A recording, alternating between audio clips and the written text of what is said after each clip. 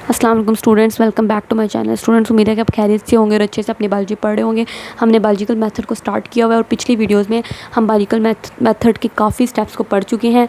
जैसा कि मैंने आपको बताया कि पहले हम ऑब्जर्वेशन करते हैं, चीज़ों का मुशाहिदा करते हैं। ऑब्जर्वेशन से हम हाइपोथेसिस ड्रा करते हैं। हाइपोथेसिस ड्रा करने के बाद हम डिडक्शन करते हैं। डिडक्शन में कुछ भी नहीं होता, हाइपोथेसिस ही है, बस उसके अंदर इफ और देन लगा देते हैं डिडक्शन के अंदर। फिर डिडक्शन से हम एक्सपेरिमेंट्स निकालते हैं, एक्सपेरिमेंट्स करते हैं। एक्सपेरिमेंट्स करने का क्या मकसद है कि हमने साबित करना है कि क्या वो जो हाइपोथेसिस हमने बनाया था क्या वो सही है या गलत है। क्योंकि हाइपोथेसिस की एक करैक्टरिस्टिक थी टेंटेटिव स्टेटमेंट। टेंटेटिव का मतलब है कि हमें नहीं पता वो हाइपोथेसिस ठीक है कि नहीं, बस वो हमने बना दिया था। अब हम जब तजुर्बात करेंगे, एक्सपेरिमेंट्स करेंगे, तभी हमें पता चलेगा ना कि वो हाइपोथेसिस ठीक था या नहीं। तो हाइपोथेसिस एक्सपेरिमेंटेशन क्या है? मोस्ट बेसिक स्टेप, ये बहुत बुनियादी स्टेप है बायोलॉजिकल मेथड का, एक्सपेरिमेंटेशन। बायोलॉजिस्ट क्या करते हैं? Perform the experiments. एक्सपेरिमेंट्स करते हैं ये देखने के लिए कि जो हाइपोथेसिस हमने ऊपर बनाया था कि वो ठीक है कि नहीं, ट्रू हाइपोथेसिस है कि नहीं, कि वो फॉल्स है। अच्छा, वो आपको पता है डिडक्शन कैसे बनती हैं? हाइपोथेसिस से बनती हैं। डिडक्शंस को हमने कहाँ से ड्रान किया था? हाइपोथेसिस से ड्रान किया था ना। तो वो कह रहा है कि जो डिडक्शन आपने हाइपोथेसिस से निकाली थी, उन्हीं डिडक्शन को हम बार बार टेस्ट करते हैं, बार बार, कि हम हर मुमकिन कोशिश करते हैं कि वो गलत साबित हो जाए। अगर वो हर मुमकिन कोशिश के बावजूद भी गलत साबित नहीं होती ना, तो उसको एक्सेप्ट कर लिया जाता है। लेकिन अगर वो गलत साबित हो जाए तो उसको रिजेक्ट कर दिया जाता है। तो वही कह रहा है कि वो deductions which are drawn for hypothesis, जो कि आपने हाइपोथेसिस से ड्रा की थी डिडक्शन, उस डिडक्शन को सब्जेक्टेड टू रिगरस टेस्टिंग, उसको सब्जेक्ट किया जाता है। मतलब उस डिडक्शन को हम अप्लाई करते हैं रिगरस टेस्टिंग। रिगरस का मतलब होता है बार बार टेस्टिंग, बार बार उस पर टेस्ट किए जाते हैं उस डिडक्शन पे, कि किसी तरीके से वो गलत साबित हो जाए। नहीं होती तो एक्सेप्ट कर लिया जाता है। तो वो कहता है थ्रू एक्सपेरिमेंटेशन। एक्सपेरिमेंटेशन से ही तो साइंटिस्ट को पता लगता है, बायोलॉजिस्ट को, कि विच हाइपोथेसिस इज करेक्ट, कौन सा हाइपोथेसिस ठीक है और कौन सा गलत है। ठीक, जो इनकरेक्ट हाइपोथेसिस होंगे आर रिजेक्टेड, उनको रिजेक्ट कर दिया जाएगा, कैंसिल कर दिया जाएगा। एंड द वन, और वो हाइपोथेसिस विच प्रूव्स करेक्ट, जो सही करेक्ट साबित हो जाता है, उसको हम एक्सेप्ट कर लेते हैं।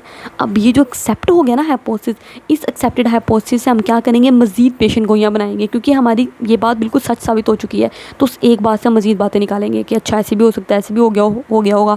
तो ये जो एक्सेप्टेड हाइपोथेसिस है ना, उससे हम मज़ीद प्रिडिक्शंस करेंगे, उससे मज़ीद बातें निकालेंगे, मज़ीद पेशेंट गोइयाँ करेंगे। और वो प्रिडिक्शंस जो होती हैं that provide an important pathway to further test its validity. उन प्रिडिक्शन से हम मज़ीद उस हाइपोथेसिस की वैलिडिटी के बारे में देखेंगे, उस सच्चाई के बारे में देखेंगे कि क्या अब भी वो हाइपोथेसिस ठीक है। मतलब हर मुमकिन कोशिश करते हैं कि वो हाइपोथेसिस गलत हो जाए, लेकिन वो नहीं गलत होता। तो उस इतनी कोशिशों के बावजूद वो हाइपोथेसिस ठीक चलता आ रहा है, अब वो एक्सेप्टेड हो गया है।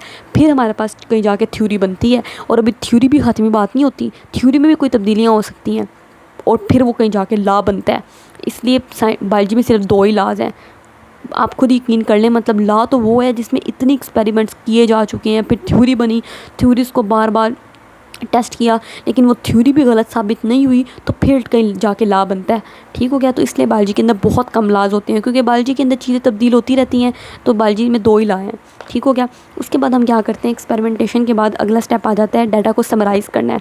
सारे डाटा को शॉर्ट फॉर्म में लेके आना है, टेबल की सूरत में, ग्राफ की सूरत में उनको कलेक्ट करना है डाटा को। अच्छा, इसमें हम स्टेप नंबर 6 में क्या है? समराइजेशन ऑफ रिजल्ट को समराइज़ किया जाएगा।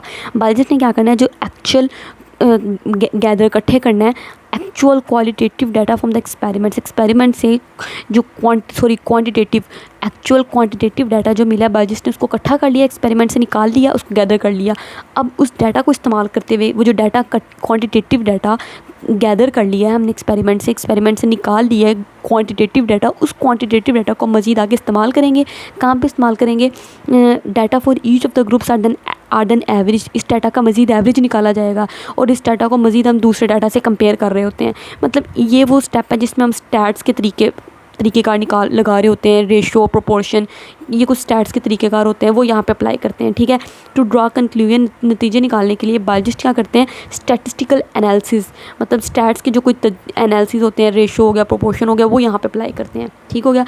अब सारा काम हो चुका है, अब रिजल्ट्स को रिपोर्ट भी करना है।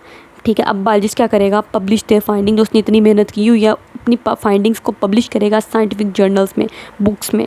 इन task at national international meeting या मुल्क में या मुल्क से बाहर जो मीटिंग्स होती हैं, वहाँ पे जो बातें होती हैं, उसमें लोगों को बताएगा कि ऐसे ऐसे होता है, देखो मैंने देख लिया प्लाज्मोडियम की वाकई वजह मलेरिया है।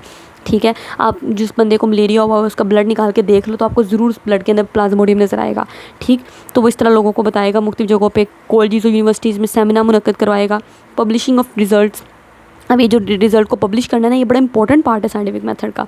ठीक है, इट अलाउज़ अदर पीपल, इससे मौका मिलता है दूसरे लोगों को टू वेरीफाई द रिज़ल्ट्स, कि वो रिज़ल्ट को मज़ीद वेरीफाई करें। मतलब अगर वो इस रिज़ल्ट को गलत साबित कर सकते हैं तो कर दें, ओपन है। और अप्लाई द नॉलेज, यह वो इसी तरीक़ेकार को इस्तेमाल करके कुछ दूसरी प्रॉब्लम को सॉल्व करने की कोशिश करें। तो उम्मीद है कि इसी तरीके से पूरी बायोलॉजिकल प्रॉब्लम को सॉल्व कर दिया जाता है। अब इस बायोलॉजिकल प्रॉब्लम को हम मलेरिया के ऊपर फिट करेंगे कि पहले लोगों को समझ नहीं आता था कि मलेरिया की क्या वजह है, कैसे मलेरिया होता है। लोग मुख्तलिफ अपनी थ्योरियाँ बनाते रहते थे। फिर जब बायोलॉजिकल मेथड आया तो हमने साइंटिफिक मेथड अप्लाई करते हुए हमने वजह निकाल ली कि मलेरिया कैसे होता है। तो वो साइंटिफिक मेथड अप्लाई करते हुए कैसे हमने मलेरिया की वजह निकाली, वो मैं आपको मज़ीद अगली वीडियोज़ में बताऊँगी।